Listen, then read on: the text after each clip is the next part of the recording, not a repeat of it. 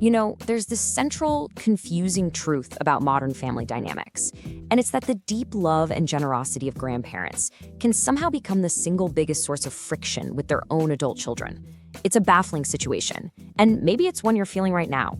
You've got this bottomless well of love for your grandkids. You just want to help, and you have years of experience to share. And yet, somehow that very love feels like it's being pushed away. It's a painful paradox, for sure.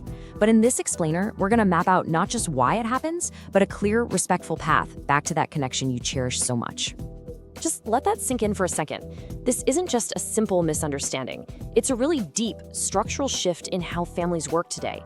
The very impulse to give, to help, to be involved, the very heart of what being a grandparent feels like, can somehow lead to feeling sidelined, unheard, or even invisible. And that is incredibly painful and isolating, especially when all you want is to be part of your grandchildren's lives. But here's the good news. Understanding that the root cause is often intense parental stress, not a lack of love. Well, that's the first and most powerful step toward dissolving this friction for good. So here's our roadmap for our time together. First, we'll unpack the grandparent paradox to really get to the emotional heart of this. Then we'll look at the new family hierarchy to see the power shift that's happening. From there, we'll get into the solution, from manager to advisor. Then we'll get practical with your new role protocol. After that, we'll get some perspective with wisdom for the long game. And we'll wrap it all up with your gentle challenge, a small step you can take today to start making things better. Okay, so let's dive into that core emotional conflict. You've become a grandparent. You pictured this time of your life would be just pure joy, right? Cuddles, story times, being the fun one who sneaks them an extra cookie.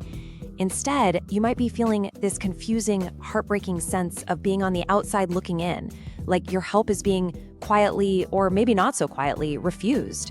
That right there is the paradox we need to understand. So why? Why is this happening? Well, the first and most important thing to get is that this feeling is almost never, ever caused by a lack of love. Your kids still love you. The real cause, it's often the new parent's own intense stress. They are navigating a completely overwhelming new world, often without the village that past generations had. They're bombarded with conflicting advice online, they're exhausted, and with all that comes a really intense need for control. They're trying to build their confidence, figure out their own way of doing things, and prove to themselves that they can handle it.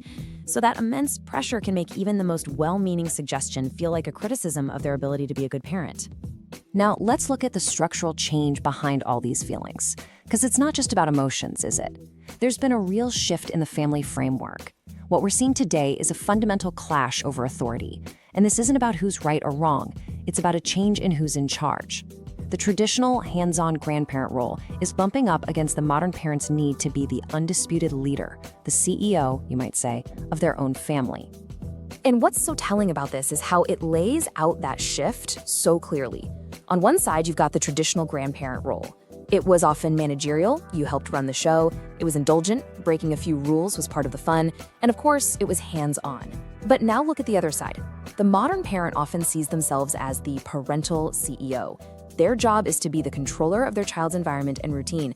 Their style is super boundary-focused because they feel the weight of every single decision. So when a grandparent steps in with unsolicited advice or breaks a rule, even something as small as giving a cookie they weren't supposed to have, it's not seen as a loving treat anymore. It can feel like a direct challenge to their competence as the CEO. So here's the absolute key. When your adult kids create distance, when they say, "We're fine, thanks," it's often an act of them enforcing their boundaries as the CEOs of their home. It's not a personal rejection of you. It's a professional reinforcement of their new and, let's be honest, often shaky new role. Getting that distinction, that changes everything. It moves the whole problem from the world of hurt feelings, "they don't want me around," to the world of strategy. Okay, they need to feel in charge. And that is a problem we can actually do something about. And that brings us right to the solution. See, once we understand the problem isn't a lack of love, but a clash of roles, the path forward gets so much clearer. It involves a deliberate, strategic shift in your own role, one that can completely transform the family dynamic from friction to harmony. Here it is. If you only take away one single thing today, let this be it. To be seen, to be involved, to be visible in your grandkids' lives, you have to shift from being a manager to being an advisor. A manager directs and takes over. They want to grab the steering wheel. An advisor, though, waits to be asked. They're the trusted navigator in the passenger seat, offering wisdom and support when asked, but they never, ever seize control. Making that strategic shift is the absolute key to lowering their stress, earning their trust, and securing your essential, cherished role in the family. Now, this new advisory role is basically governed by a two-part protocol. First up is the parental CEO rule. It's simple, but it's not always easy. In their home, their rules are law. Period. Screen time, snacks, nap schedules, those are their calls to make. Accepting this without question is the biggest sign of respect you can give them. Second is what we call the non-material value shift. This just means you consciously decide that the main way you show your love is through your presence, not things. So instead of buying the latest toy, offer to take the kids to the park. Prioritize giving your time, sharing family stories, and just telling them they're doing a great job. Those are gifts that build connection, not clut. Okay, so we get the big idea. Shift from manager to advisor. Now, let's break that down into a practical, everyday protocol. We're moving from the what to the how, with 4 clear, respectful things you can start doing on your very next visit. Here's your new toolkit. First, and this one's a game changer, institute the Ask First protocol.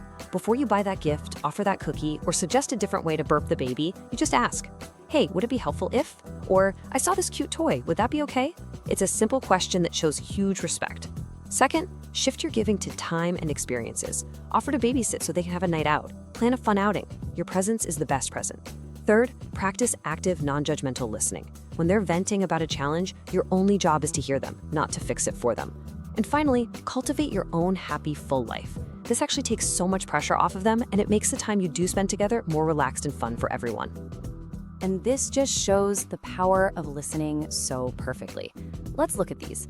Back in my day, that immediately makes it a competition. It implies your way was better. But a simple phrase like, "It sounds like you've really thought this through," validates all their hard work. Or how about, "Are you sure that's a good idea?" I mean, that's a direct challenge to their judgment, right? But saying, "I'm here to support you in whatever you decide," that just communicates pure, unconditional support. It tells them you are on their team, which is honestly all they really want and need from you. Now, I really want to take a moment and just say that all of this, it can be hard. It can feel like you're being asked to bite your tongue, to take a step back, maybe even lose your rightful place. But I want to reframe that for you. This change isn't a loss of power. It's actually an act of profound love and wisdom. It's about playing the long game for the health of your entire family. And this is so true. Anyone can stubbornly stick to their own ways, but it takes real wisdom to adapt to a new reality. When you choose to shift your role, you are sending the clearest possible message of respect for your children as adults. You're telling them, "I trust you, I honor your role, my love for you and my grandkids is way more important than my need to be right or to do things my way." And that is an incredibly powerful message. It's the best strategy for ensuring a close relationship for decades to come. And all of this leads to the ultimate goal, what we can call supportive visibility. This is the sweet spot. It's where you are a frequent, welcome, and cherished presence in your grandkids' lives, precisely because you are a source of support, not a source of stress for their parents. By putting their well-being first and respecting their boundaries, you're not sidelining yourself. You're guaranteeing your access. You become the person they want to call, the safe harbor they turn to because they know without a shadow of a doubt that you're on their side. So as we bring this all together, let's boil it all down into one core lesson and one simple, actionable challenge that you can take with you as soon as this is over. This is where the real change begins. If you remember just one thing, make it this. Your visibility as a grandparent today is directly linked to your willingness to accept your children's status as the undisputed CEOs of their family, and to shift your main contribution from giving things and advice to giving time, support, and validation. That's the entire strategy right there in one sentence. And now for your gentle challenge. Just think about it for a second. What's that one topic? Is it screen time, picky eating, their sleep routine?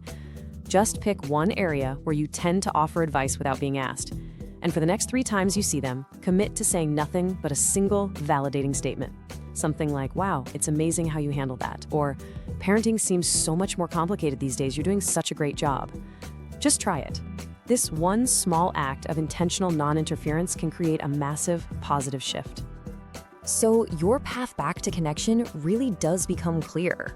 The anxiety of feeling left out, of being that invisible grandparent, isn't solved by trying harder or giving more things. It's solved by first recognizing and respecting their boundaries.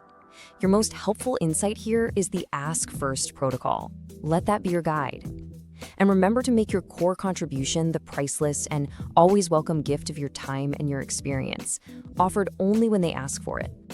In the end, by shifting from a manager to a trusted advisor, you're doing more than just cutting down on friction. You're becoming an essential part of your children's support system. And by supporting their efforts, by empowering them as parents, you do something truly wonderful. You guarantee your own cherished, visible, and deeply loved role in the family, not just for today, but for all the years to come. And that is how you make sure the whole family tree grows strong together.